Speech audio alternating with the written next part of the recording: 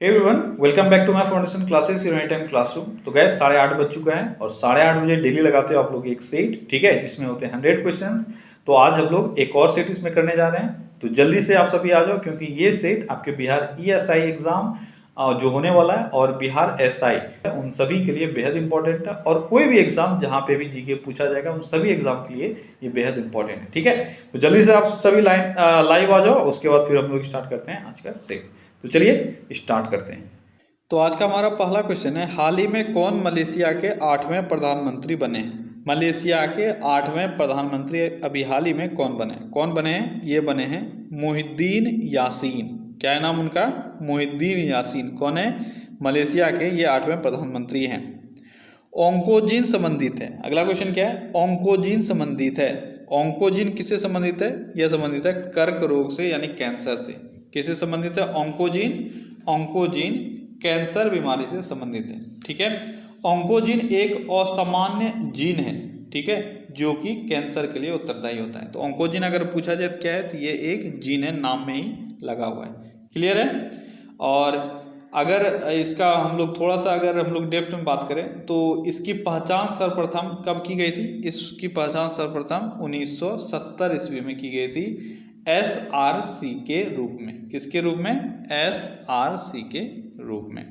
और सर्वप्रथम मुर्गियों में कैंसर वायरस के घटक के तौर पर इसको खोजा गया था, ठीक है। इसको सक्रोमा वायरस भी कहा गया था। क्या कहा गया था? सक्रोमा वायरस। तो 2-3 टर्म है, आपको याद रखना है।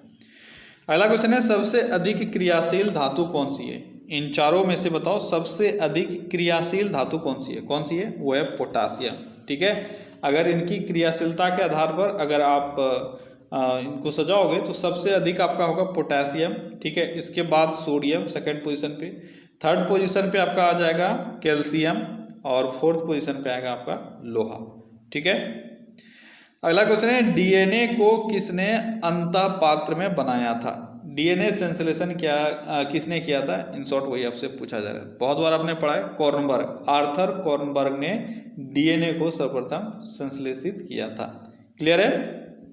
अच्छा, अगर हम लोग बात करें इस चीज के खासियत के लिए, आर्थर कॉर्नबर्ग को क्या मिला था? तो इसके लिए इनको नोबेल प्राइज भी मिला था 1959 में। ये भी आपको याद रखना है, ठीक है। अगर कभी पूछ लिया जाए कॉर्नबर्ग को नोबेल प्राइज किस लिए दिया गया था, तो DNA के संश्लेषण के लिए। अगला क्वेश्चन है, वर्ष 1945 में नागासाकी जो जापान में स्थित है, इसमें गिराए गए बमों में कौन सा विस्फोटक प्रयुक्त किया गया था? अब बताओ। 1945 में नागासाकी और हिरोशिमा पर एटम बम गिराया गया था। आपको ये बताना है कि जो नागासाकी में गिराया गया था उसमें किस विस्फोटक चीज़ों का इस्तेमाल किया गया था? किस चीज़ का इस्तेमाल किया गया था? तो इसमें इस्तेमाल किया गया था प्लूटोनियम का। किसका? प्लूटोनियम का, ठीक है। फैटमैन आपने नाम सुना होगा, 2 बॉम्ब गिराया गया था। क्या क्या नाम था? हिरोशिमा पर लिटिल बॉय और नागासाकी पर फैटमैन, जो 9 अगस्त को नागासाकी में गिराया गया था, ठीक है। और इसमें जो यूज किया गया था वो था प्लूटोनियम। क्लियर है?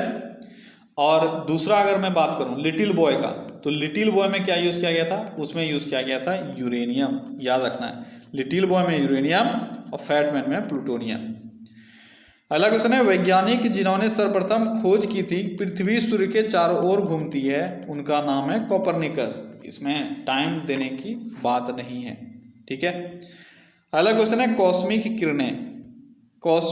किरणें के बारे में आपको कुछ 4 स्टेटमेंट दिया हुआ, आपको बताना है कौन सा स्टेटमेंट सही है। जल्दी से स्टेटमेंट पढ़ो और बताओ कॉस्मिक किरणों से संबंधित कौन सा स्टेटमेंट सही है। तो कॉस्मिक किरणें आवेशित कण, कॉस्मिक किरणें जो है वह विद्युत चुंबकीय स्पेक्ट्रम का भाग नहीं होता है, आपको याद रखना है, ठीक है। यह चार्ज पार्टिकल है, ठीक है। अगला क्वेश्चन है, निम्नलिखित में से कौन सा तत्व सभी कार्बनिक यौगिक में मिलता है? सभी कार्बनिक यौगिक में मिलता है कौन सा तत्व, ये आपको बताना है। कौन सा तत्व है वो है आपका कार्बन, ठीक है। कार्बन सभी कार्बनिक यौगिक में मिलेगा ही मिलेगा। अगला क्वेश्चन है, तीव्रता एवं प्रयुक्त के आधार पर निम्नलिखित में से कौन सा कर्क रोग उत्पन्न कर सकता है तथा उसका उपचार भी? अच्छा क्वेश्चन है, कर्क यानी कैंसर, कौन सा एक ऐसा चीज है इन चारों में से जो कैंसर का इलाज भी करता है और उसको उत्पन्न भी कर सकता है, तो वह है आयनीय विकिरण। ठीक है, आयनीय विकिरण जो है यह कर्क रोग यानी कैंसर का इलाज भी करता है और कर भी सकता है ये। अगला क्वेश्चन है, एक स्वस्थ वयस्क मनुष्य में रक्त का कुल परिमाप होता है, तो एक स्वस्थ मनुष्य में कितना रक्त होता है, कितना होता है, ये 5 से 6 लीटर होता है। अगला क्वेश्चन है, हाल ही में कुपोषण मुक्त भारत बनाने के लिए एक अभियान शुरू किया गया है, उसका नाम क्या है। कुपोषण मुक्त भारत के लिए अभी सुपोषित माँ अभियान को लॉन्च किया गया है। अगला क्वेश्चन है, यकृत एवं मांसपेशियों में ऊर्जा जमा होती है किस रूप में। यकृत और मांसपेशियों में ऊर्जा किस रूप में जमा होती है, तो ग्लाइकोजन के रूप में। किस रूप में, ग्लाइकोजन के रूप में। और यकृत में जो ऊर्जा जमा होती है, इस प्रोसेस को क्या कहते हैं, जो ग्लाइकोजन बनता है, ग्लाइकोजेनेसिस। क्या कहते हैं, ग्लाइकोजेनेसिस। क्लियर है। अगला क्वेश्चन है, जीवाणु की खोज किसने की थी। आसान सा क्वेश्चन, बेहद आसान है। जीवाणु की खोज किसने की थी, किसके द्वारा किया गया था, लुवेनहॉक के द्वारा और इवानोविस्की के द्वारा वायरस। अगला क्वेश्चन है, जीवों में अत्यधिक विविधता का कारण क्या है। जीवों में अत्यधिक विविधता का कारण क्या है, क्या है, उत्परिवर्तन या म्यूटेशन। ठीक है, जीवों में अत्यधिक विविधता जो डिफरेंसेस हैं उसका जो मेन कारण है वो है म्यूटेशन। ठीक है। अगला क्वेश्चन है, विश्व श्रवण दिवस यानी वर्ल्ड हियरिंग डे कब मनाया जाता है। विश्व श्रवण दिवस या हियरिंग डे हम लोग 3 मार्च को मनाते हैं। अगला क्वेश्चन है, सबसे छोटा जीव जो स्वयं विकास एवं प्रजनन करने में समर्थ है वह कौन सा है। तो आसान सा क्वेश्चन है, यह है माइकोप्लाज्मा, सबसे छोटा जीव। अगला क्वेश्चन है, सर्वप्रथम मानव हृदय प्रत्यारोपण हुआ था। मानव हृदय प्रत्यारोपण सर्वप्रथम कहाँ हुआ था, जल्दी बताओ। और किसने किया था ये भी आपको बताना है, कमेंट में मुझे बताओ किसने किया था। किसने किया था, पहले यही बता दो। तो सबसे पहले किया गया था किसने, डॉक्टर C.N. बर्नार्ड ने।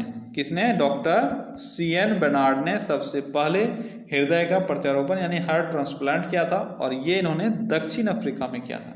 कहाँ किया था, दक्षिण अफ्रीका में। क्लियर है।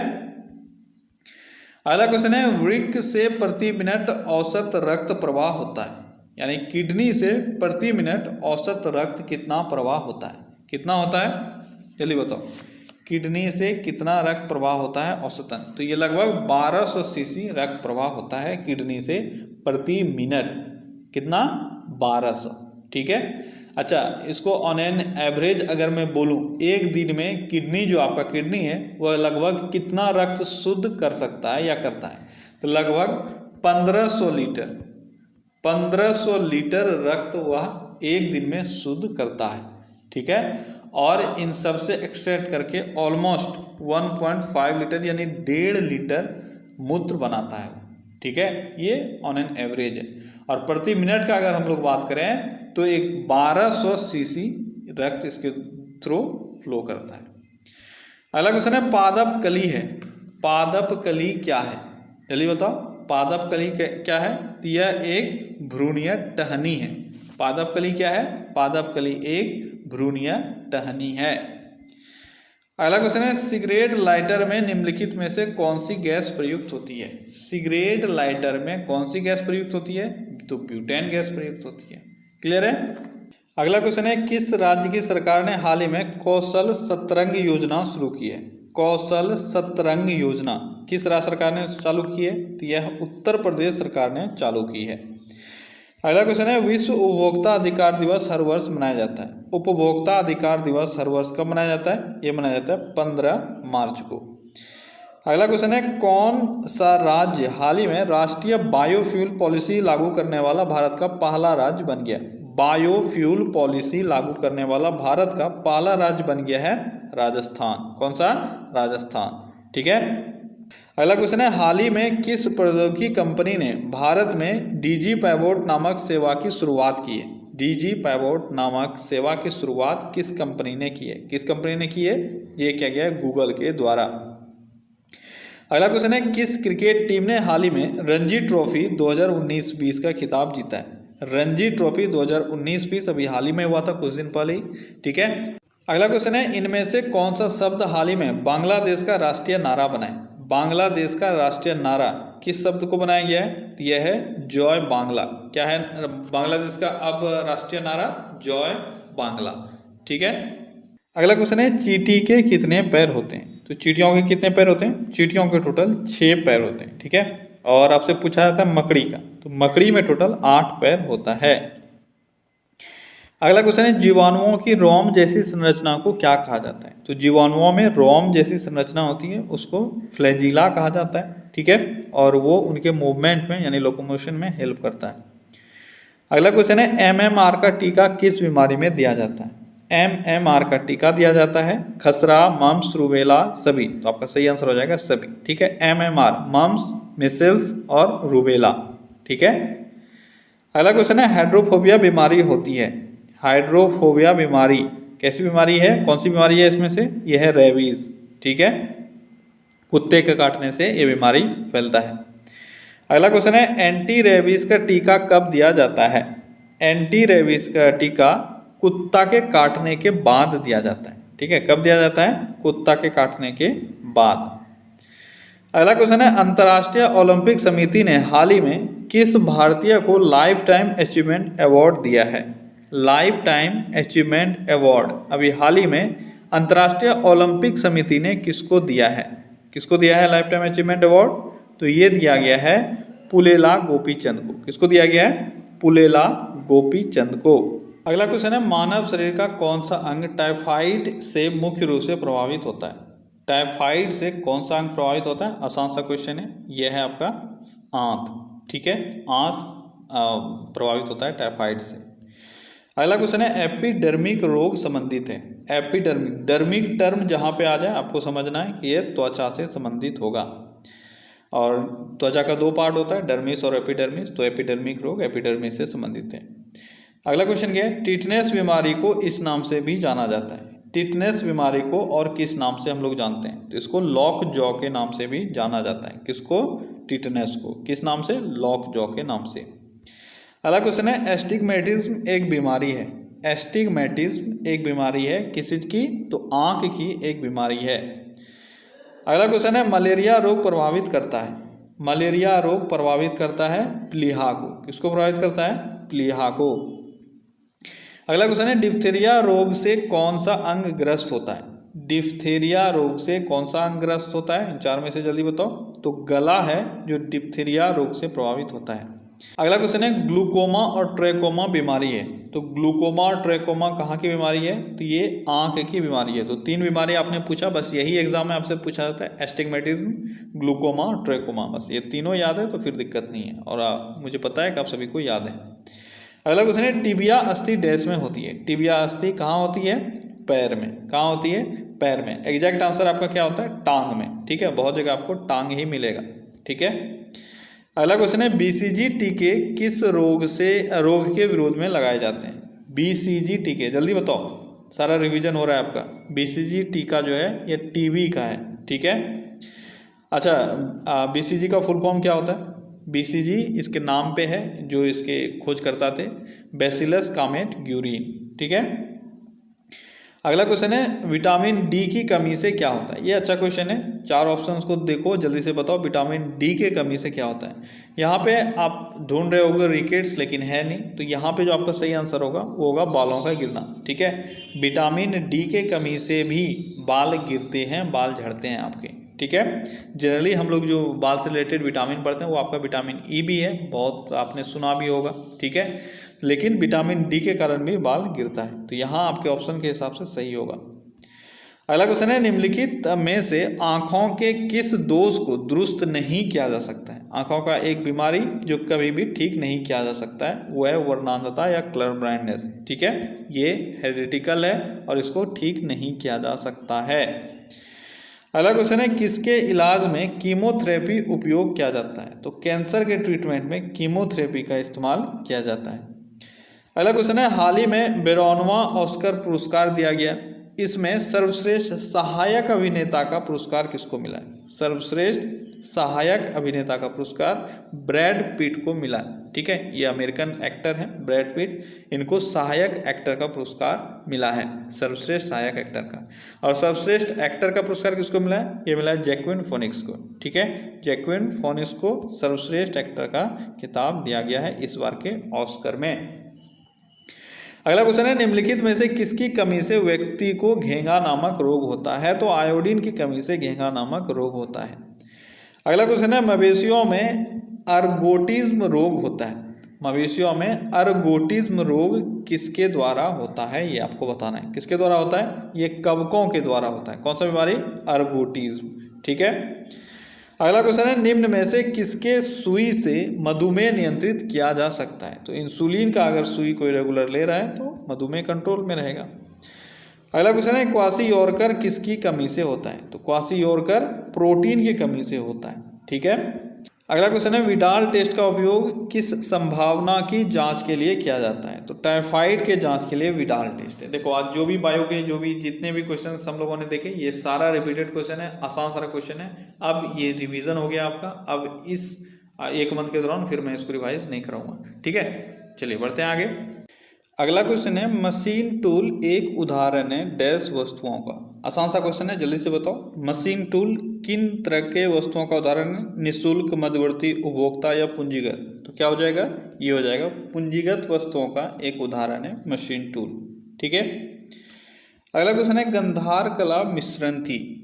गंधार कला किन चीजों का मिश्रण है? किन चीजों का मिश्रण है?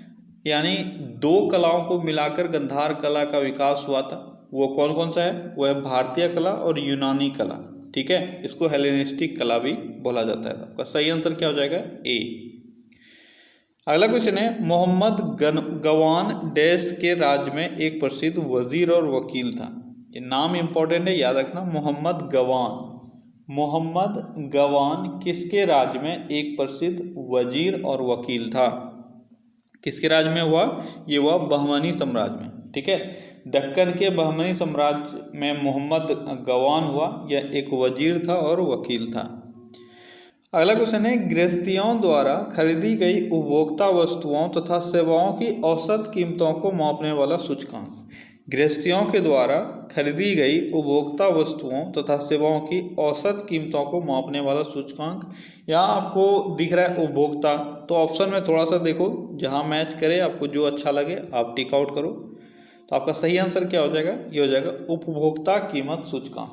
ठीक है, कंज्यूमर प्राइस इंडेक्स ये दिखाता है कि उपभोक्ता जो वस्तुओं को खरीद रहा है या जो सेवाओं को खरीद रहा है, ठीक है, उसका औसत माप क्या है, औसत कीमत क्या है। अगला क्वेश्चन है, ओलिगोपोली में होता है। ओलिगोपोली में कितना विक्रेता होता है? मैंने बताया हुआ है ये, जल्दी बताओ। ओलिगोपोली में क्या एक विक्रेता होता है, 2 होता है, 3 होता है, कुछ होता है? तो ये कुछ होता है। ठीक है, कम संख्या होता है, लेकिन कितना होता है ये डेफिनेट नहीं है। अगला क्वेश्चन है, भारत में राष्ट्रीय आय का आकलन किया जाता है किस विधि द्वारा? भारत में राष्ट्रीय आय का आकलन किस विधि द्वारा किया जाता है? तो यहाँ पे उत्पाद और आय विधियों के द्वारा, इसको आप इंग्लिश में आउटपुट या प्रोडक्ट मेथड बोल सकते हो। ठीक है, और इनकम मेथड, इन दोनों का फ्यूजन है। यहाँ पे दोनों को मिक्स करके राष्ट्रीय आय का आकलन किया जाता है। ठीक है, उत्पाद और आय विधि। क्लियर है? अगला क्वेश्चन है, किसी उत्पादक फर्म के लिए अल्पकाल में नियत लागत होगी। किसी भी उत्पादक फर्म के लिए अल्पकाल में नियत लागत यानी फिक्स्ड कॉस्ट क्या होगी? अगर वो कॉस्ट फिक्स्ड है तो वह हमेशा स्थिर और नियत ही रहेगा। ठीक है, इसलिए तो उसको फिक्स्ड कॉस्ट बोला जाता है। अगला क्वेश्चन है, फासिज्म विश्वास करता है। फासिज्म किस चीज पर विश्वास करता है? किस पर करता है? तो फासिज्म किसी एक दल की प्रणाली में विश्वास रखता है। ठीक है, फासिज्म का कहना है कि यह जो रूलिंग जो पार्टी है या रूलिंग जो भी शासन है वह हमेशा एक पार्टी के हाथों में रहना चाहिए और सबसे स्ट्रांग वही रहना चाहिए। यह है फासिज्म सिद्धांत। अगला क्वेश्चन है, निम्न में से कौन आयोग संवैधानिक निकाय नहीं है? जल्दी बताओ। इसमें से कौन सा संवैधानिक निकाय नहीं है? तो कौन सा नहीं है? ये है आपका कर्मचारी चयन आयोग, ठीक है, एसएससी। ये कोई संवैधानिक निकाय नहीं है। रेस्ट देखते हैं। वित्त आयोग ये संवैधानिक निकाय है, अनुच्छेद 280 के तहत इसका गठन हुआ है। संघ लोक सेवा आयोग यूपीएससी, इसका गठन 315 से 323 के बीच में इसका आर्टिकल है, ठीक है। उसके बाद चुनाव आयोग का अनुच्छेद कौन सा है? जल्दी बताओ, बहुत बार आपने पढ़ा होगा चुनाव आयोग 324। कितना है? 324। यूपीएससी का गठन कब हुआ? अगर ये पूछा जाए तो आपका आंसर क्या होगा? मैंने एक बार बताया हुआ है इसके बारे में, लेकिन बहुत सारे बच्चों को कन्फ्यूज़न रहता है और आप लोग भूल भी गए होंगे। यूपीएससी देखो, इसमें 2-3 तरह के क्वेश्चन आपसे पूछे जाते हैं। अगर यूपीएससी का गठन कब हुआ था ये पूछा जाए तो 1926 होगा आंसर, ठीक है, क्योंकि गठन 1926 में हुआ था। लेकिन 1926 में ये यूपीएससी नहीं कहलाता था, इसका नाम कुछ और था। इसका नाम था पब्लिक सर्विस कमीशन। क्या था? पब्लिक सर्विस कमीशन, पीएससी, ठीक है। 1926 में इसका गठन हुआ। फिर 1935 में इसका नामकरण हुआ, नाम चेंज हुआ इसका 1935 में, बन गया ये फेडरल पब्लिक सर्विस कमीशन, ठीक है। 1935 में फेडरल पब्लिक सर्विस कमीशन बन गया। इसके बाद जब हम लोग का देश आज़ाद हो गया तो इस फेडरल टर्म को हटा दिया गया और ये बन गया यूपीएससी, ठीक है। तो हम आज़ादी के बाद यानी 1947 के बाद इसको यूपीएससी के नाम से जाना जाता है। अच्छा, एक और क्वेश्चन आपसे अगर यहाँ से पूछा जाए, जो पूछा ही जाएगा, यूपीएससी का चेयरमैन किस अनुच्छेद के तहत बनता है? यह है अनुच्छेद 316, ठीक है। 315 से 323 तक यूपीएससी है और इसका जो अध्यक्ष है उसकी नियुक्ति 316 अनुच्छेद 316 के तहत होती है, ठीक है। तो ये सारे बातें आप याद रखना। अगला क्वेश्चन है, भारत में पुर्तगालियों का पहला गवर्नर कौन था? भारत में पुर्तगालियों का पहला गवर्नर कौन था? जल्दी बताओ, कौन था? ये था डी अल्मीडा। कौन था? De Almeida. और 1505 में, ठीक है, 1505 में यहाँ पे पुर्तगालियों का शासन प्रारंभ हुआ और जो जगह था वो था कोची, ठीक है। और पहला जो गवर्नर जनरल हुआ वो कौन हुआ? De Almeida. अगला क्वेश्चन है, विलियम बेंटिक्ट द्वारा निम्न में से किस सुधारक उपाय को लागू नहीं किया गया था? विलियम बेंटिक्ट ने निम्न में से कौन सा सुधारक उपाय है जिसको लागू नहीं किया था? अच्छा क्वेश्चन है, कौन सा है वो है आपका, देखो सबको पढ़ो, दास्ता का अंत, ठगों का दमन, सती प्रथा का अंत, धर्म में परिवर्तन के कारण असमर्थताओं को दूर करना। इसमें से अगर आपको ईयर पता है कब लागू हुआ है तो आप आसानी से इसको कर पाओगे, नहीं तो नहीं कर पाओगे। इसमें से आपका सही आंसर है दास्ता का अंत, ठीक है। दास्ता का अंत यानी भारत में जो स्लेवरी का एंड हुआ वो हुआ 1843 में, ठीक है। स्लेवरी यहाँ से खत्म कब हुआ? 1843 में। और विलियम बेंटिक्ट, अगर इतिहास को आपने थोड़ा सा भी पढ़ा है तो आपको पता होगा विलियम बेंटिक्ट 1843 में नहीं थे, ठीक है। तो यहाँ पे हो ही नहीं सकते। विलियम बेंटिक्ट कब थे? 1829 आप पढ़ते हो, ये बहुत ही फेमस है। देखो जरूरी नहीं है कि आपको हर एक इंसान का जो टेनर है वो पूरा का पूरा आना चाहिए। आप हर एक इंसान से एक चीज़ याद रखो जो इम्पोर्टेंट है। जैसे 1829 कोई नहीं भूलेगा, ठीक है। 1829, 1828 कोई इसलिए नहीं भूलेगा क्योंकि इस जगह कुछ खास हुआ था। क्या हुआ था? सती प्रथा का अंत हुआ था 1829 में और वो विलियम बेंटिक्ट के टाइम में हुआ था। तो इसको आप भूल नहीं सकते हो, ठीक है। तो इसलिए आपको वो एक क्या बोलते हो, आपको वहाँ पे एक तरह का बाउंड्री मिल गया कि यहाँ पे तो है ही है, ठीक है। तो वो लैंडमार्क आपको याद दिलाएगा कि इसके आसपास ही कहीं ना कहीं इनका टेनर होगा, ठीक है। इसलिए मैं बोल रहा हूँ। तो दास्ता का अंत कब मैंने बताया? 1843। और उस वक्त कौन था? उस वक्त एलन ब्रो था यहाँ का गवर्नर जनरल, ठीक है। और रेस्ट जो भी हैं ये सब विलियम बेंटिक्ट के टाइम में हुआ था। एक बार मैं बता देता हूँ कब कब हुआ था। ठगों का दमन कब हुआ था? ये हुआ था 1830 में। कब हुआ था? 1830 में, ठीक है। सलीमान के मदद से आपको याद होना चाहिए कि 1830 में ठगी प्रथा का इन्होंने अंत किया या ठगों का अंत किया। उसके बाद है सती प्रथा। सती प्रथा अभी मैंने बताया 1829 में समाप्त हुआ था, ठीक है। और धर्म में परिवर्तन के कारण असमर्थताओं को दूर करना, ये भी इन्होंने दूर किया था, ठीक है। तो ये सारे इनके काल में हुए थे। अगला क्वेश्चन है, अमेरिका के स्वतंत्रता युद्ध के दौरान ब्रिटेन के विरुद्ध लड़ने के लिए थॉमस पेन के किस काम ने औपनिवेशी लोगों को प्रेरित किया? यानी थॉमस पेन ने कुछ ऐसा लिखा है। थॉमस पेन एक राइटर थे, एक पोएट थे, ठीक है। तो आपको ये बताना है कि थॉमस पेन का ऐसा कौन सा काम है जिसने औपनिवेशिक लोगों को, जो अमेरिका का स्वतंत्रता है उसमें पार्टिसिपेट करने के लिए मजबूर किया। बहुत ही अच्छा क्वेश्चन। थॉमस पेन का नाम आपको याद रखना है। कौन थे ये एक राइटर और पोएट थे, ठीक है। इनका एक काम था, वो था सामान्य बुद्धि। यहाँ आपको समझ में नहीं आ रहा होगा क्योंकि इंग्लिश में इन्होंने लिखा था कॉमन सेंस। क्या लिखा था? कॉमन सेंस, ठीक है। इसको आम सूझबूझ के नाम से भी हिंदी में कई जगह आपको देखने को मिलेगा। तो कॉमन सेंस इनका एक बुक था जिसने लोगों को बहुत प्रेरित किया किस चीज़ में भाग लेने के लिए? तो अमेरिकी स्वतंत्रता में भाग लेने के लिए। और ये कॉमन सेंस किसका बुक है? ये है थॉमस पेन का, ठीक है। अगला क्वेश्चन है, कौन सी वृक्ष जाति पर्णपाती वनस्पति से संबंधित नहीं है? पर्णपाती वृक्ष के वर्ग से संबंधित कौन सा नहीं है? जल्दी बताओ कौन सा नहीं है? यह है देवदार, ठीक है। ये एवरग्रीन प्लांट है और ये पर्णपाती वर्ग के अंतर्गत नहीं आता है। अगला क्वेश्चन है, तटीय मैदानों और उत्तर भारत के मैदानों में उत्कृष्ट मृदा है। तो तटीय मैदान और उत्तर भारत में कैसी मृदा आपको देखने को मिलती है? कैसी मृदा है? यह है जलोढ़ मृदा।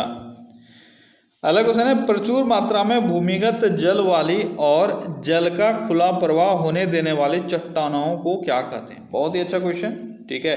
देखो इस तरह के क्वेश्चन आपको हमेशा दिमाग में रखना है अटका के, क्योंकि बहुत कम बार रिपीट होता है लेकिन आपका एग्जाम में आने का चांसेस रहता है। क्या है ये? प्रचुर मात्रा में भूमिगत जल वाली और जल का खुला प्रवाह होने देने वाली चट्टानों का, ऐसा चट्टान जो जल को भी स्टोर करके रखती है और अपने थ्रू जल को पार होने भी देती है, इस तरह के चट्टान को क्या कहते हैं? इसको जलभर कहते हैं या जलभृत कहते हैं, ठीक है। इंग्लिश में आपको याद रखना है, इसको क्विफायर कहते हैं। क्या बोलते हैं? क्विफायर। ये टर्म आपको याद रखना है और एग्जाम में जलभर या जलभृत से ज़्यादा इम्पोर्टेंट ये है, ये पूछा जा सकता है, ठीक है। अभी के ट्रेंड को देखते हुए आपको याद रखना है क्विफर, मैंने सच बोल दिया, क्विफर, ठीक है। QUIFER, क्विफर। क्या होता है क्विफर? तो क्विफर ऐसा चट्टान है जो प्रचुर मात्रा में भूमिगत जल को स्टोर भी करता है और अपने थ्रू पास होने भी देती है, ठीक है। अगला क्वेश्चन है, परामर्शदायी अधिकार क्षेत्र के अंतर्गत उच्चतम न्यायालय किसी विधि के प्रश्न या जनता के लिए विशेष महत्व के तथ्य पर परामर्श देता है उसे भेजा जाए। तो कौन परामर्शदायी अधिकार का यूज करके उच्चतम न्यायालय से परामर्श मांगता है? बस यही क्वेश्चन आपसे पूछा गया, लेकिन क्वेश्चन थोड़ा सा लेंथी है, ठीक है। कौन? राष्ट्रपति। आप जानते हो परामर्श कौन सुप्रीम कोर्ट से लेता है? यह है राष्ट्रपति। अगला क्वेश्चन है, धन विधेयक पारित करने के लिए राज्यसभा को कितना समय दिया जाता है? धन विधेयक को पारित करने के लिए राज्यसभा को कितना समय मिलता है? राज्यसभा को 14 दिन मिलता है। अगला क्वेश्चन है, राष्ट्रपति चुनाव के लिए निर्वाचक मंडल में होते हैं। राष्ट्रपति चुनाव के लिए निर्वाचक मंडल में कौन कौन होते हैं? जल्दी बताओ कौन कौन होते हैं? तो बहुत बार मैंने बताया हुआ, याद रखना है, दोनों सदनों के और विधानसभाओं के निर्वाचित सदस्य, ठीक है, भूलोगे नहीं। मैं बार बार इसको रिपीट कराता हूँ क्योंकि एग्जाम में आने के चांसेस ज़्यादा है। तो राष्ट्रपति चुनाव में निर्वाचक मंडल में कौन कौन होते हैं? दोनों सदनों के, यानी लोकसभा, राज्यसभा और विधानसभा, ये 3 हो गया। तीनों का निर्वाचित सदस्य, ये इंपॉर्टेंट है, ठीक है। अगला क्वेश्चन है, एक सुरा या शार्क के साथ संलग्न एक चूसक मत्स्य में दिखाई देने वाला प्राणी सहचर्य है। ये क्वेश्चन ही आपको समझ में नहीं आया होगा, क्वेश्चन समझ लो। आपने शार्क मछली को देखा होगा, ठीक है। शार्क मछली के बॉडी पर आपको दूसरा कभी कभी एक मछली जो है वह चिपका हुआ मिलता है, ठीक है। इसको सकिंग फिश भी बोलते हैं, वही है चूसक मत्स्य, ठीक है, सकिंग फिश भी बोलते हैं। अब आपको ये बताना है कि ये जिस तरह का प्राणी जो है, ये मछली जो है, ये इसके बॉडी पर रहता है और इसके बॉडी से खाना वगैरह सब चीज़ लेता है, ठीक है। इस तरह के चीज़ों को क्या बोलते हैं? क्वेश्चन आपका ये बोल रहा है, ठीक है। क्या बोलते हैं उसको? उसको बोलते हैं सहभोजित। क्या बोलते हैं उसको? सहभोजित, ठीक है। ये सहभोजित का जो इंग्लिश टर्म है वो भी आप याद रखना, इसको क्या बोलते हैं, इसको कॉमेंसलिज्म बोलते हैं। क्या बोलते हैं? कॉमेंसलिज्म, ठीक है। और ये काम क्या करता है, मतलब किस तरह के कंडीशन में ये रहता है। तो देखो ये जो मछली है, ठीक है, इसके बॉडी पर ये चिपका हुआ है। अब क्या करता है कि ये इससे खाना लेता है जरूर, लेकिन इसका जो भोजन ये बनाता है, जैसे शार्क जो भोजन पकड़ता है, ठीक है, उसमें इसको भी शेयर मिलता है, लेकिन इस शार्क को कोई नुकसान नहीं है। जनरली जो परजीवी होते हैं वो क्या करते हैं, वो अंदर का खाना बनाया हुआ खा जाता है, जिसके कारण से जो प्लांट है वो कमजोर होने लगता है। लेकिन यहाँ शार्क को कोई दिक्कत नहीं है, ये दोनों एक साथ सिर्फ भोजन करते हैं बस। शार्क ने जो मछली पकड़ा वो कुछ शेयर इसको भी देगा, भाई तुम भी खाओ। पर ये हेल्प कैसे करता है, तो ये इसको फिन्स के तरह यूज करता है और इसको जो तैरने में है वो बहुत मदद करता है, ठीक है। तो दोनों एक दूसरे का मदद भी कर रहा है और एक दूसरे से किसी को नुकसान भी नहीं है, ये याद रखना। तो सिर्फ भोजन के लिए वो साथ में, इसको बोलते हैं सहभोजित। क्या बोलते हैं? सहभोजित या कॉमेंसलिज्म, ठीक है। अगला क्वेश्चन है, निम्न में से कौन सा सहजीवी नाइट्रोजन यौगिकीकरण जीवाणु है? नाइट्रोजन फिक्सेशन वाला जीवाणु कौन सा है जो एक सहजीवी है? जल्दी बताओ कौन सा है। 4 ऑप्शंस में से आपको बताना है कौन सा एक ऐसा सहजीवी है जो नाइट्रोजन फिक्सेशन करता है। कौन है वो है आपका राइजोबियम। कौन है? राइजोबियम। आपको ध्यान देना है, सहजीवी पूछा जा रहा है कौन है, ठीक है। क्वेश्चन को थोड़ा सा ध्यान से आपको पढ़ना है, नहीं तो गलत कर बैठोगे। अब बहुत सारे बच्चों को ये लग रहा होगा एजोटोबैक्टर भी तो उन्होंने पढ़ा है। बिल्कुल आपने पढ़ा है, लेकिन ये फ्री बैक्टीरिया है, ठीक है। ये कैसा बैक्टीरिया है? फ्री बैक्टीरिया है जो जमीन में पाया जाता है और नाइट्रोजन फिक्सेशन में हेल्प करता है, ठीक है, एजोटोबैक्टर। क्लियर है। लेकिन राइजोबियम जो है वह एक सजीवी है और यह प्लांट के साथ रहता है, प्लांट के जड़ के पास, और वहां से ये फिक्सेशन का काम करता है। तो यहाँ पे आपसे सजीवी पूछा जा रहा था। क्लियर है। और जैंथोमोनस क्या है? जैंथोमोनस भी एक तरह का बैक्टीरिया है, ठीक है। ये प्रोटोबैक्टीरियम कैटेगरी का आता है ये, और ये प्लांट डिजीज फैलाता है, यानी प्लांट में बीमारी फैलाता है। सूडोमोनस क्या है? सूडोमोनस भी डिजीज फैलाता है, और ये एक तरह का आपका जो कैटेगरी है, ठीक है, उसको हम लोग बोलते हैं, उसका कुछ नाम है, हाँ, प्रोटोबैक्टीरियम। प्रोटोबैक्टीरियम, ठीक है। तो सूडोमोनस प्रोटोबैक्टीरियम हो गया, जैंथोमोनस ये भी प्रोटोबैक्टीरियम है, ठीक है। और आपका एजेटोबैक्टर जो है ये क्या है? ये डाइजेटोपेट्रिक है। क्या है? डाइजेटोपेट्रिक। ये टर्म मैं बता रहा हूँ, आपको याद रखना है क्योंकि एग्जाम में आपसे पूछा जाएगा निम्न में से कौन सा डाइजेटोपेट्रिक है, तो आपको याद रखना है वो है एजेटोबैक्टर। राइजोबियम ये नॉर्मल है, आपको याद रखना है कि यह एक सजीवी है जो नाइट्रोजन फिक्सेशन में हेल्प करता है। अगला क्वेश्चन है, निम्न में से कौन सा घास स्थान नहीं है? यह भी अच्छा क्वेश्चन है, आपको यहाँ पे फंसाया जा सकता है। जल्दी बताओ कौन सा एक घास का स्थल नहीं है? तो सेल्वास होगा आपका सही आंसर। पर कई जगह आपने पढ़ा होगा सेल्वास घास के मैदानों में, उत्तरी अमेरिका के घास के मैदान को सेल्वास कहते हैं, लेकिन जब इसका डिटेल पढ़ोगे तो ये घास, यहाँ पे सेल्वास में घास नहीं पाया जाता, अधिकतर यहाँ पे ट्रीज पाए जाते हैं, ठीक है। ये रेन फॉरेस्ट है, रेन फॉरेस्ट साउथ अमेरिका में तो पाया जाता है, लेकिन ये रेन फॉरेस्ट है, ये घास नहीं है। आप भले ही उस लिस्ट में पढ़ लेते हो, ठीक है। डाउन्स, वेल्ड और स्टेपीज ये सभी घास के मैदान हैं। डाउन्स कहाँ होता है? ये ऑस्ट्रेलिया में होता है। वेल्ड कहाँ होता है? ये साउथ अफ्रीका में होता है। और स्टेपीज कहाँ होता है? ये यूरेशिया में होता है, एशिया यूरोप के कुछ पार्ट में ये घास का मैदान है, ठीक है। अगला क्वेश्चन है, डंकन मार्ग अलग करता है। डंकन मार्ग किसको अलग करता है? तो डंकन मार्ग दक्षिणी अंडमान और लिटिल अंडमान को अलग करता है। अगला क्वेश्चन है, जैविकी में जल में विलय पदार्थों को कहा जाता है। जैविकी में जल में विलय पदार्थ या घुलनशील पदार्थ को क्या कहा जाता है? क्या कहा जाता है? ये कहा जाता है जलरागी। क्या कहा जाता है? जलरागी, ठीक है, जो आसानी से जल में विलय कर ले। इसको इंग्लिश में बोलते हैं हाइड्रोफिक। क्या बोलते हैं? हाइड्रोफिक, ठीक है।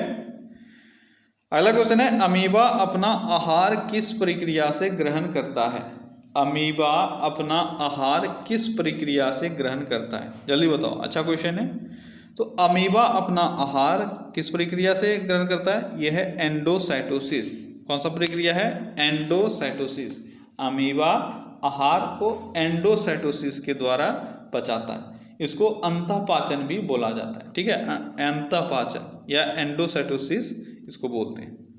अगला क्वेश्चन है, डैश बीमारी स्टिगोमिया फेसियाटा जाति के मच्छरों से काटने से होता है। बहुत ही अच्छा क्वेश्चन, जल्दी बताओ। स्टिगोमिया फेसियाटा, स्टिगोमिया फेसियाटा प्रजाति के या जाति के मच्छरों के काटने से कौन सा बीमारी होता है?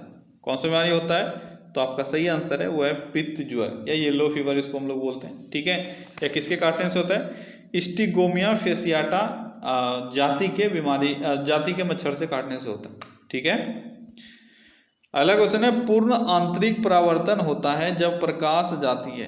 पूर्ण आंतरिक परावर्तन कब होता है? पहले भी मैंने बताया हुआ है, पूर्ण आंतरिक परावर्तन कब होता है। ये एक ही चीज आपको याद रखना है, जब डेंसर मीडियम से रेयर मीडियम में प्रकाश घुसेगा तभी पूर्ण आंतरिक परावर्तन होगा। तो देख लो कौन सा है। विरल माध्यम से सघन माध्यम ये गलत हो जाएगा, सघन माध्यम से विरल माध्यम ये सही हो सकता है। ठीक है, और सघन माध्यम से विरल माध्यम की ओर, अच्छा सिर्फ इतना ही है। और आपतन कौन क्रांति कौन से अधिक? तो आपका सही जो एग्जैक्ट सही आंसर है वो है बी। ठीक है, या क्या क्या आपको याद रखना है कि सबसे पहली बात, डेंसर मीडियम से रेयर मीडियम में जाना चाहिए, यानी सघन माध्यम से विरल माध्यम से लाइट को जाना चाहिए। और दूसरा क्या होना चाहिए? क्रांतिक एंगल यानी क्रिटिकल एंगल से ज़्यादा इंसिडेंट एंगल होना चाहिए।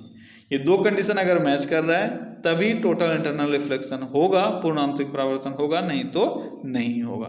ठीक है, अगला क्वेश्चन है, एमसीबी जो लघु पथन के मामले में विद्युत की पूर्ति को काट देता है, काम करता है।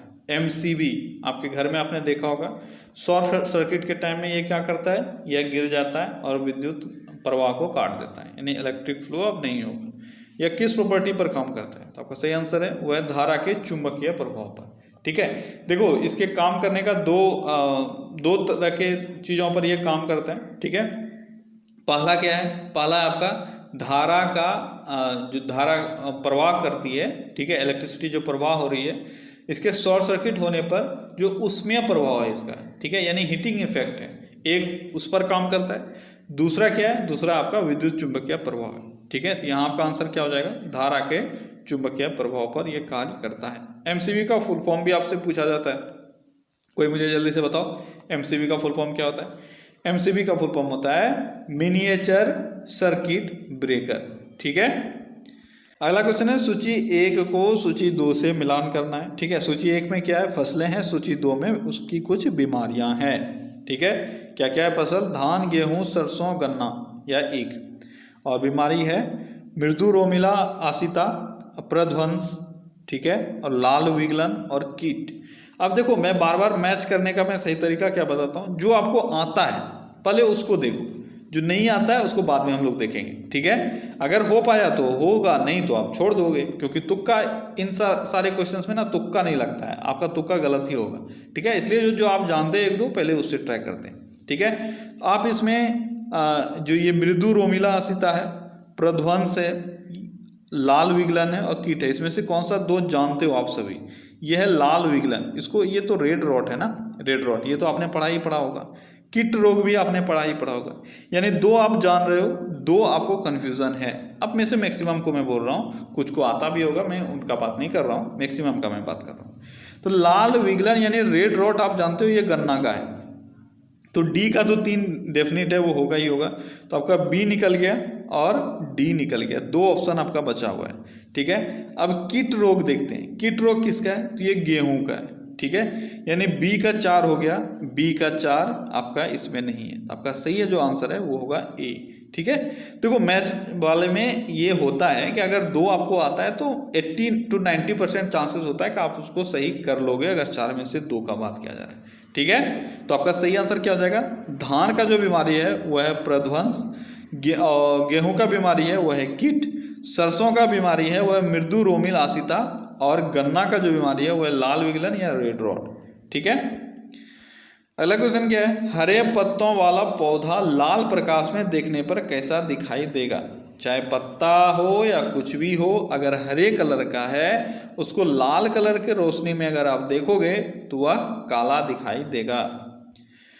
अगला क्वेश्चन है स्थिर गति के साथ वृत्ताकार पथ में चल रही वस्तु का होता है। स्थिर गति के साथ वृत्ताकार पथ में चल रही वस्तु का होता है। अच्छा क्वेश्चन है, जो जिसके ये समझ में आया है कभी जब आपने साइंस पढ़ा है तो अच्छी बात है, आप कर पाओगे, नहीं तो फिर आप तो कम लगा के कुछ आंसर बोलोगे। इसमें क्या है, स्थिर गति के साथ वृत्ताकार पथ में चल रही वस्तु का जो त्वरण है उसके बारे में आपको बताना है वो कैसा होता है। तो इसका त्वरण जो है वह चर त्वरण होता है, यानी ये चर का मतलब क्या हो गया, जो चेंजेबल है, ठीक है, यानी वेरिएबल। इसका त्वरण वेरिएबल होता है या एक्सेलरेशन वेरिएबल होता है। अब आपको लग रहा होगा गति तो स्थिर है तो त्वरण 0 हो जाना चाहिए। त्वरण होता क्या है, सबसे पहली बात डेफिनेशन आपको त्वरण यानी एक्सेलरेशन का डेफिनेशन आपको पता होना चाहिए कि जब वैल्यू चेंज होता है किसका, वेलोसिटी का जो वैल्यू चेंज होता है उसके डिफरेंस को अगर आप टाइम से डिवाइड करते हो तो आपको मिलता है एक्सेलरेशन। जैसे अभी 10 किलोमीटर प्रति आवर चल रहा था, 5 मिनट मान लो 1 घंटे के बाद ये 20 किलोमीटर प्रति आवर के हिसाब से चल रहा है, तो इसका एक्सेलरेशन कितना होगा, 20 और 10 का आप डिफरेंस लोगे अपॉन 1 घंटा है तो 1 कर दोगे, ठीक है। तो ये हो गया 10 किलोमीटर पर आवर स्क्वायर, ये हो जाएगा आपका क्या, इसका एक्सेलरेशन, ठीक है। लेकिन अगर गति स्थिर हो यानी v2 और v1 समान हो तो एक्सेलरेशन तो 0 हो जाएगा क्योंकि v2 माइनस v1 0। लेकिन फिर भी यहाँ पे मैं बोल रहा हूँ वेरिएबल एक्सेलरेशन होगा। कैसे होगा, क्योंकि वृत्ताकार पथ में चल रहा है। बहुत अच्छे से इसको समझ लेना, जब भी कोई ऑब्जेक्ट सर्कुलर मोशन करता है, ठीक है, तो उसका वेलोसिटी कभी भी समान हो ही नहीं सकता है, उसका स्पीड समान हो सकता है, ठीक है। स्पीड और वेलोसिटी में पता है, स्पीड में डायरेक्शन नहीं होता है लेकिन वेलोसिटी में डायरेक्शन होता है, ठीक है। स्पीड अगर 10 किलोमीटर पर आवर है, वेलोसिटी भी 10 किलोमीटर पर आवर है, अंतर दोनों में क्या है, अंतर दोनों में कि वेलोसिटी में एक फिक्स डायरेक्शन होगा और स्पीड में कोई डायरेक्शन नहीं होता है, इसमें डायरेक्शन कैलकुलेट नहीं किया जाता है। लेकिन जब एक ऑब्जेक्ट सर्कुलर मोशन में मूव कर रहा है, सर्कुलर मोशन कर रहा है, तो उसका हर स्पॉट पे डायरेक्शन चेंज हो रहा है। अगर डायरेक्शन चेंज नहीं होता वो तो सीधा निकल जाएगा, ठीक है, लेकिन उसको तो सर्कुलर मोशन करना है, तो 10 किलोमीटर पर आवर के हिसाब से ये चलता तो रहेगा पर इसका डायरेक्शन चेंज होता जाएगा। इसलिए हम लोग कहेंगे कि वेलोसिटी इसमें चेंज होगा ही होगा, ठीक है, क्योंकि वेलोसिटी का जो वैल्यू है वह तो 10 किलोमीटर पर आवर ही रह जाएगा पर डायरेक्शन चेंज होता रहेगा। क्लियर है, ये समझना जरूरी है। अगर डायरेक्शन चेंज हो रहा है तो उसका एक्सेलरेशन जो है वह भी चेंज होगा, ठीक है। तो आपका सही आंसर ए होगा। क्लियर है। अगला क्वेश्चन क्या है, हाल ही में कौन टाइम्स ऑफ इंडिया स्पोर्ट्स पुरस्कारों में वर्ष की सर्वश्रेष्ठ खिलाड़ी बनी है। इन चारों में बताओ, टाइम्स ऑफ इंडिया स्पोर्ट्स पुरस्कार में सर्वश्रेष्ठ खिलाड़ी कौन बनी है, कौन बनी है, ये पीवी सिंधु, जिनको सर्वश्रेष्ठ खिलाड़ी घोषित किया गया है टाइम्स ऑफ इंडिया पत्रिका के द्वारा। अगला क्वेश्चन है, हाल ही में जारी हुई टाइम्स पत्रिका की सूची में इंदिरा गांधी को किस वर्ष के लिए वुमेन ऑफ द ईयर करार दिया गया। Women of the year Indira Gandhi को करार दिया गया, किस वर्ष के लिए, तो इनके बेहतरीन संचालन के लिए 1976 में, ठीक है, इनके बेहतरीन एडमिनिस्ट्रेटिव पावर के लिए कब, 1976 में इनको वुमेन ऑफ द ईयर का पुरस्कार दिया गया, ठीक है। ये दिया गया इसी वर्ष लेकिन 1976 के लिए। अगला क्वेश्चन है, सभी अम्लों का साझा तत्व है। सभी अम्लों का साझा तत्व यानी जितने भी एसिड हैं उसमें से इन चारों में से कोई एक तत्व आपको जरूर मिलेगा और वो तत्व है हाइड्रोजन, ठीक है। कोई भी एसिड का नाम बताओ उसमें आपको हाइड्रोजन मिलेगा ही मिलेगा। अगला क्वेश्चन है, टिकिया या कैप्सूल वाली दवाई की शीशियों में सिलिका जेल का एक छोटा पाउच रखा जाता है।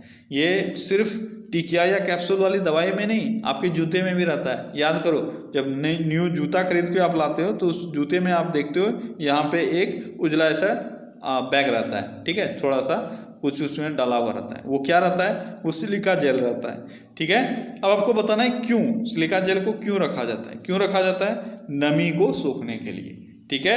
जो भी उसके अंदर नमी होगा उसको वो सोख जाएगा जिसके कारण से वो खराब नहीं होगा।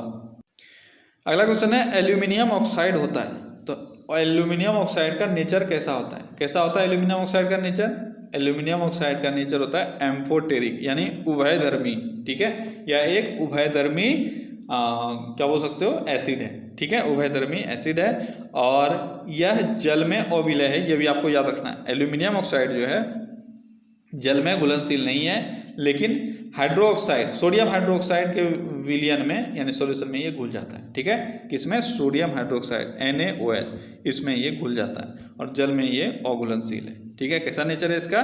उभयधर्मी या एम्फोटेरिक नेचर है। अगला क्वेश्चन है निम्न में से कौन सा सबसे अधिक स्थिर परितंत्र है या पारिस्थितिक तंत्र है? आसान सा क्वेश्चन है, बहुत बार आपने पढ़ा है। कौन सा है वो है आपका महासागर, जो सबसे स्थिर इकोसिस्टम में से एक माना जाता है। अगला क्वेश्चन है मीठे पानी के कछुओं के लिए किस राज्य ने अपने पहले पुनर्वास केंद्र का उद्घाटन किया? मीठे पानी के कछुओं के लिए पुनर्वास केंद्र, ये राज्य है बिहार के भागलपुर में ऐसा देश का पहला जो आप बोल सकते हो पुनर्वास केंद्र कछुओं के लिए ये खोला गया है। अगला क्वेश्चन है डॉस में DIR समादेश का प्रयोग किया जाता है। DOS disk operating system computer से संबंधित है, इसमें DIR करके एक कमांड लिखा जाता है। वह क्या रिप्रेजेंट करता है? क्या रिप्रेजेंट करता है? वो रिप्रेजेंट करता है फाइलों तथा उपनिर्देशिकाओं की सूची प्रदर्शित करने के लिए, ठीक है। अगला क्वेश्चन है निम्न में से कौन सा उपन्यास चार्ल्स डिकेन ने नहीं लिखा है?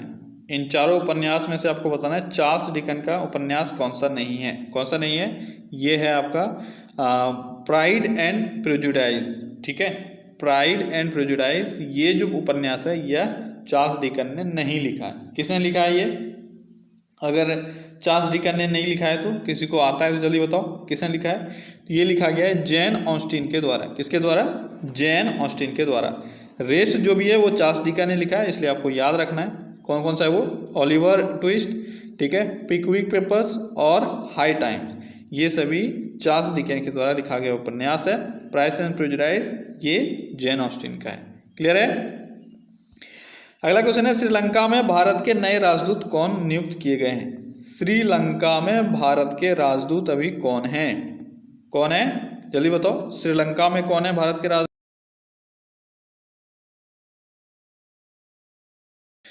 अगला क्वेश्चन है निम्न में से कौन सा जैव निम्नीकरण प्रदूषक है, यानी बायोडिग्रेडेबल पॉल्यूटेंट है? कौन सा? इन सभी में से वाहित जल या जो भी आपके घर से जो गंदगियां निकलती है, ठीक है, वो बायोडिग्रेडेबल है। रेस्ट कोई भी इसमें आपको बायोडिग्रेडेबल नहीं दिख रहा है।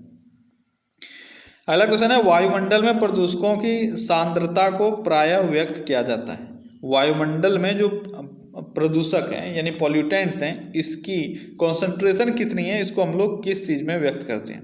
किस चीज़ में व्यक्त करते हैं? इसको हम लोग अंश प्रति मिलियन यानी पार्ट्स पर मिलियन ppm। आपने देखा होगा कुछ भी अगर आप से पोल्यूटेंट के बारे में आपसे अगर रहता है तो वहाँ पे ppm लिखा जाता है, यानी पार्ट्स पर मिलियन, ठीक है, अंश प्रति मिलियन में इसको व्यक्त किया जाता है। अगला क्वेश्चन है नेपाल में भारत के राजदूत कौन है?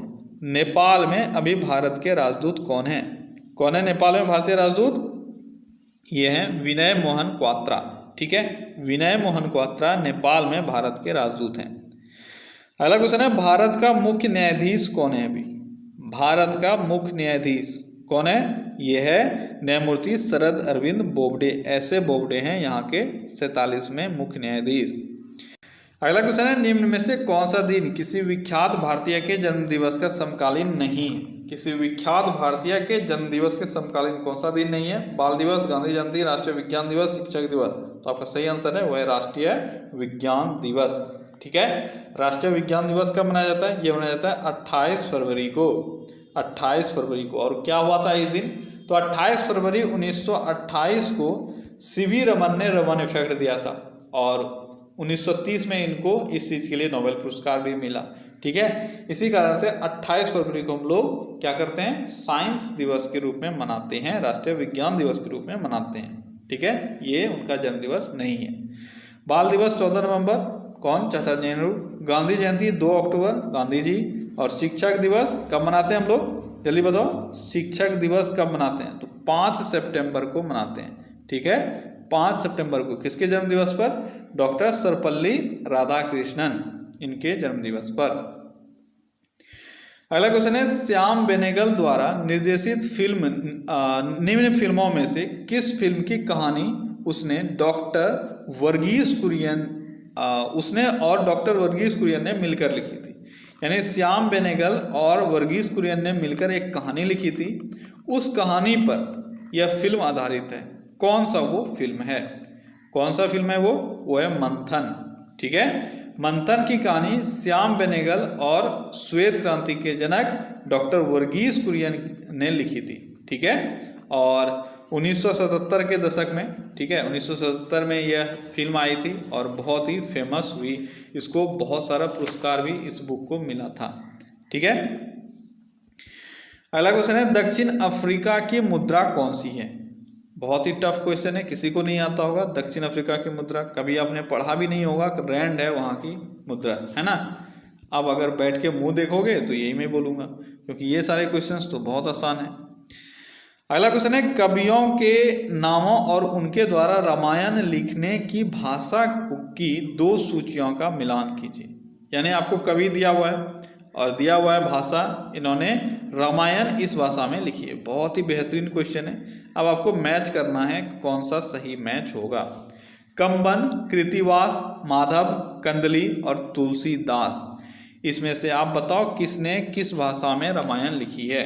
टाइम लो लेकिन अच्छे से मैच करो। क्या होगा आपका सही आंसर? जल्दी बताओ क्या होगा सही आंसर। चलो एक तरफ से मैच करके देखते हैं। सबसे पहली बात हिंदी आप जानते हो, हिंदी में किसने लिखा है? मैंने बोला मैच द फॉलोइंग में, आपको हड़बड़ी नहीं करना है, जो आप जानते हो वहां से मैच करो। ठीक है, तो हिंदी आप जानते हो, हिंदी में तुलसीदास ने लिखा है। ठीक है, इसके बाद इसमें से कोई दूसरा भाषा आप जानते हो तो डी का दो, तो 2 ऑप्शन आपका बच गया, 2 ऑप्शन कट गया। अब इसमें से किसी और भाषा को आप जानते हो। कंबन को क्या आप जानते हो? कंबन तमिल भाषा का एक लेखक है। अगर आपको आइडिया है तो आप कर पाओगे, नहीं तो फिर आप फंस जाओगे। ठीक है, तो कंबन ने तमिल में लिखा था। ठीक है, तो कंबन में अगर तमिल में लिखा था तो भी आपका दोनों ऑप्शन मैच कर रहा है, तो अभी भी आप फंसे हुए ही हो। अब बचा आपका कृतिवास और माधव कंदली, इस दोनों में से अगर किसी को भी आप जानते हो तो आप कर पाओगे, नहीं तो आप इसमें फंस जाओगे। मैंने बोला था 80 to 90%। यहाँ तो आज मैंने 2 क्वेश्चन पूछा, इसमें 50-50 आपका हो गया। चलो कोई बात नहीं, हम लोग मैच करते हैं। ठीक है, तो आपका जो कृतिवास है, ठीक है, उसने बंगाली में लिखा था। किस में लिखा था? बंगाली में। और माधव कंदली ये असम के एक बहुत बड़े राइटर रहे हुए हैं। अगर आपने कभी पढ़ा होगा तो इनके बारे में जरूर पढ़ा होगा। ठीक है, माधव कंदली, तो ये असमी भाषा के लेखक थे, इसलिए इन्होंने असमी भाषा में लिखा है। ठीक है, तो आपका सही ऑप्शन कौन सा होगा? आपका सही ऑप्शन होगा डी। क्लियर है? एक बार फिर से देख लो। कंबन ने तमिल भाषा में लिखा है, कृतिवास ने बंगाली भाषा में लिखा है, और माधव कंदली ने किस भाषा में लिखा है? असमी भाषा में लिखा है। तुलसीदास ने हिंदी भाषा में लिखा है। अगला क्वेश्चन है निम्न में से कौन सा देश पेट्रोलियम निर्यातक देशों की संस्था का सदस्य नहीं है? यानी ओपेक का सदस्य नहीं है। कौन सा देश नहीं है? इक्वाडोर, लीबिया, अल्जीरिया और ब्राज़ील। तो इन सब में से ब्राज़ील जो है वह ओपेक का सदस्य नहीं है। ओपेक के बारे में मैंने आपको सब चीज़ समझाया हुआ है, अभी मैं यहाँ पे टाइम बर्बाद नहीं करूँगा। अगला क्वेश्चन है किस खिलाड़ी ने हाल ही में राष्ट्रीय 6 रेड स्नूकर चैंपियनशिप का खिताब जीता है? राष्ट्रीय 6 रेड स्नूकर चैंपियनशिप का खिताब किसने जीता है? तो अभी हाल ही में ये खिताब पंकज आडवाणी के द्वारा जीता गया। ठीक है, तो ओके गाइस, तो ये था आज का टॉप 100 क्वेश्चन। आई होप कि आपको सेट अच्छा लगा होगा पर डे की तरह, और आपने आज भी एंजॉय किया होगा। ठीक है, चलिए कल फिर से मिलते हैं अगले सेट में। Till then take care, bye bye.